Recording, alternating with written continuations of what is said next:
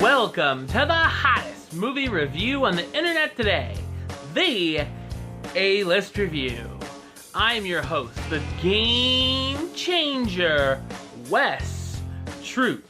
And this week I've got 5 big reviews for you. That's right, 5, wow. 3 brand new releases, 1 that's coming back into theaters, and 1 this week's random review, which of course for the month of October we're doing all horror movies. So, let me tell you what we got this week. Listen up, peeps. This week we've got the new Tom Hanks Steven Spielberg movie, Bridge of Spies.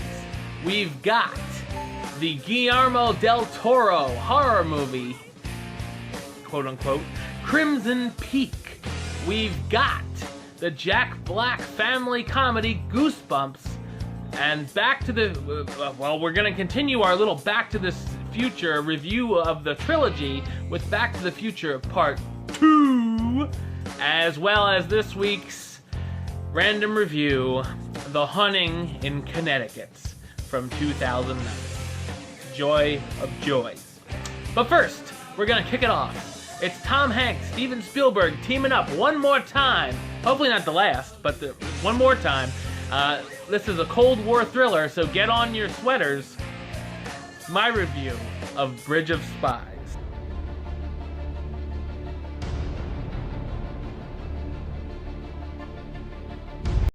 During the height of the Cold War, an insurance lawyer is given the task of representing a Soviet spy in trial. While all of America, including the judge, wants to see the spy convicted, the lawyer still wants him to have his fair day in court. Soon after, an American U-2 spy plane pilot is shot down and captured by the Soviet Union, and the lawyer is called to Berlin to negotiate a trade between the countries for the prisoners. So what did I think of Bridge of Spies? I thought it's an excellent war drama.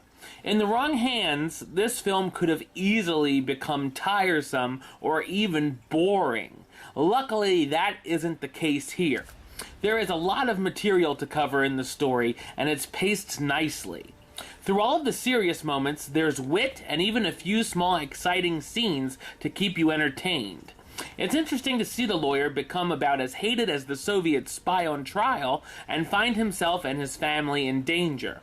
Once he heads over to Berlin to negotiate, things get even more complicated, as he not only wants to free the prisoner Russia has, but an American in Berlin as well, for a 2-for-1 trade. He also has to find the right people to talk to make the swap happen. There are some great family moments as well between the lawyer and his family. Steven Spielberg directs the film, and I'd say this is his best movie in years. That may have to do with his always winning combination with Tom Hanks, who brilliantly plays James Donovan, the insurance lawyer turned defense attorney and then negotiator for the United States. Don't be surprised if Hanks adds yet another Oscar nomination to his impressive resume, as well as Spielberg getting a Best Director nod and the film scoring a Best Picture nomination. Also in the cast, Mark Rylance as Rudolph Abel, the Soviet spy Donovan must defend on trial, Austin Stowell as Francis Powers, the young pilot shot out of his plane and captured by the Russians, Amy Ryan as Mary, James' wife worried about what the trial will do to their family, Scott Shepard as Hoffman, a CIA operative who helps Donovan out with the mission, and Alan Alda as Donovan's boss. Bridge of Spies delivers on all levels and should be a contender for this year's award season. I'm going to give it the rating of A-List approved. That's right, it gets the A-List seal of approval. All right, yes, an A-List approved right off the bat. Well, I can't say it gets much better, but it's all downhill from here, everybody. But anyway, up next, if you're looking for a family-friendly horror movie, you might want to check out Goosebumps, but let's see what I got to say about it first. I was a kid of the 90s, I read the Goosebumps books, so what did I think of this movie? Let's find out, shall we? Here's my review of Goosebumps.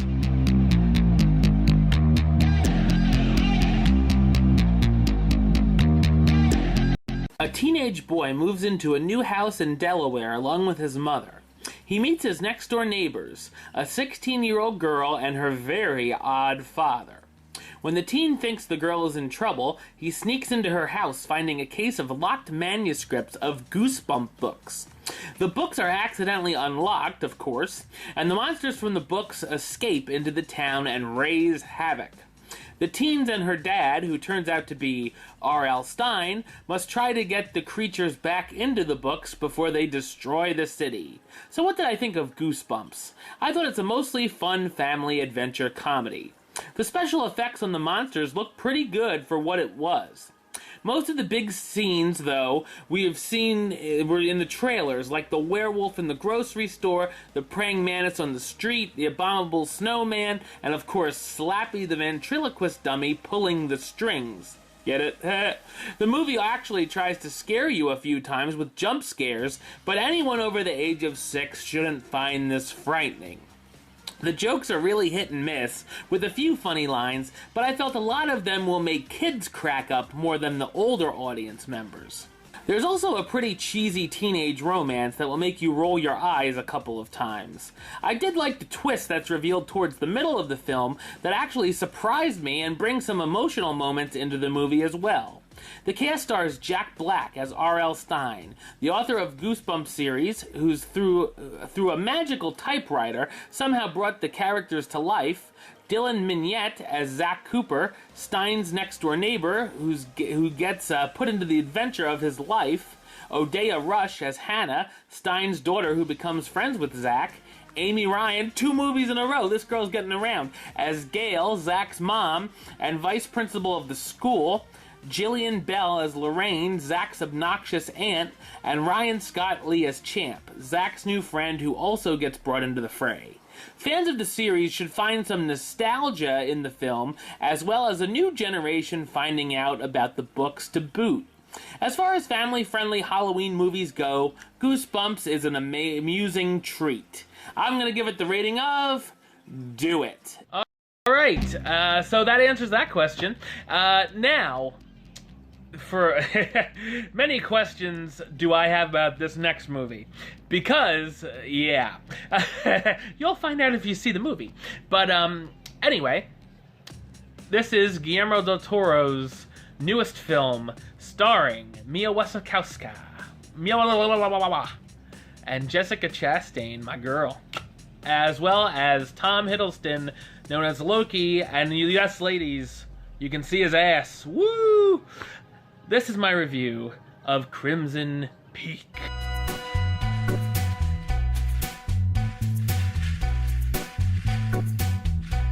In the 1800s, a young writer is courted by a new inventor in town. After the mysterious death of her father, the young lady marries the inventor and the two move into his family's old mansion along with his sister. While adjusting to the house, the bride sees visions of ghosts giving her warnings to beware of the estate, known as Crimson Peak. However, it may not be just the ghosts that the girl has to worry about. So what did I think of Crimson Peak? I thought it's an unbalanced horror mystery. First off, I think the film should have been marketed as a mystery more than a horror, as it would fit better in that genre. While a couple of ghosts look cool, there's nothing really scary going on here. The film really feels like 2 movies combined. The first half, a Jane Eyre-like love story with a few odd moments, and the last half being a haunted house enigma. There were some things I did enjoy, especially the visuals of the old house. I also thought the cinematography and costumes lit up the screen. I felt like the first hour of the film drags on way too long, with not much going on, and could have been condensed to almost half the time. Once things get to the house, things pick up at least a little bit. There are random spots of gore and cringeworthy moments, and I did enjoy the finale. I felt there was a better film somewhere in there than the one presented, and could have been better with a few script revisions. The cast stars Mia Wasikowska as Edith Cushing, the new young bride that moves into the estate and realizes everything is not as it seems. And Tom Hiddleston as Sir Thomas Sharp, Edith's husband who is working on a clay machine invention. While their performances work, I felt their chemistry as a couple is pretty off. The best part of the film, hands down, is Jessica Chastain as Lady Lucille Sharp. Oh yeah, I would do this, crazy girl. Thomas's sister, who's obviously hiding a ton of secrets from her sister-in-law. Also, Charlie Hunnam as Alan McMichael, a doctor who becomes more of a detective, and Jim Beaver as Carver Cushing, Edith's father. Crimson Peak feels like it wants to be a masterpiece, but only delivers a few worthwhile scenes. I'm gonna give it the rating of meh. You know, it's okay. Alright, and now our Back to the Future series review, whatever you want to call it, continues. Last week I reviewed Back to the Future, so if you haven't seen that, check out last week's episode. And you can see me talk about Pan as well. But this week it continues with my review of Back to the Future, Part 2.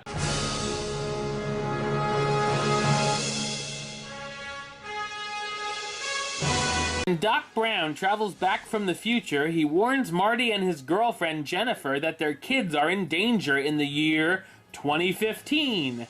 The trio travel to the year and prevent their kids from landing in jail. While in the future, Marty gets an idea to take a sports almanac back with him, but Doc forbids him to change the future for Marty's personal gain. Of course, former school bully Biff finds out about the time machine and takes the book back to the past with him. When Marty gets back to present time, he finds his life is all different and Biff is his stepfather. Marty and Doc must try to figure out how to get back on the right timeline and get things back to normal. So what did I think of Back to the Future Part 2? I thought it's a satisfying sci-fi comedy sequel.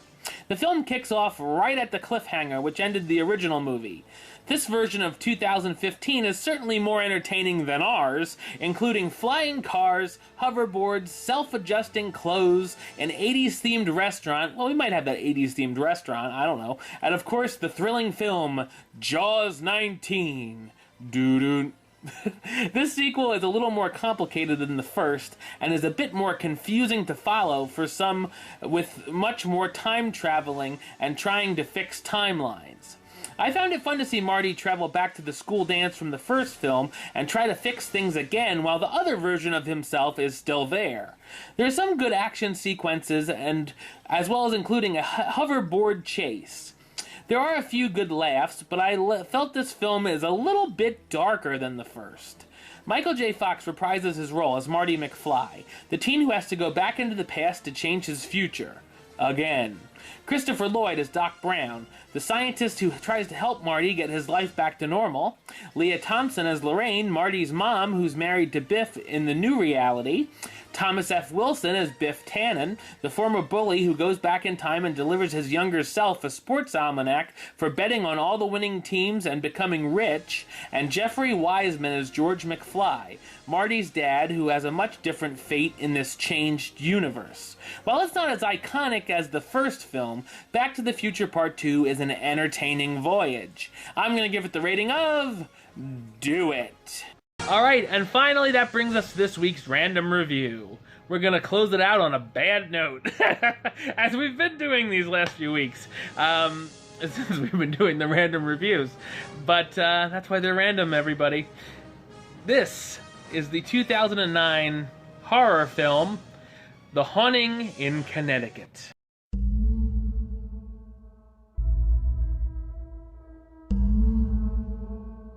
When their son is suffering with cancer, a family decides to rent a house closer to the hospital where he goes for special treatments. Of course, they soon realize it's a former funeral home where many supernatural events have occurred. The teen boy begins seeing visions which he can't figure out whether they're hallucinations from his medicine or actually happening.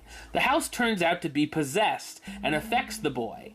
Can the family rid the house of the spirits before it's too late? Well, we'll find out. So what did I think of The Haunting in Connecticut? I thought it's a dreadful horror film. It's based on a true story, but of course, one isn't exactly sure how much is actually true.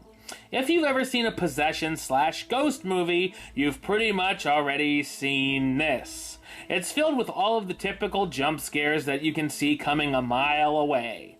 It takes all of its ammo out of the Horror 101 textbook, with the main character setting up his bedroom in the creepy basement, seeing lights flickering, and performing a seance to try to make contacts with the spirits.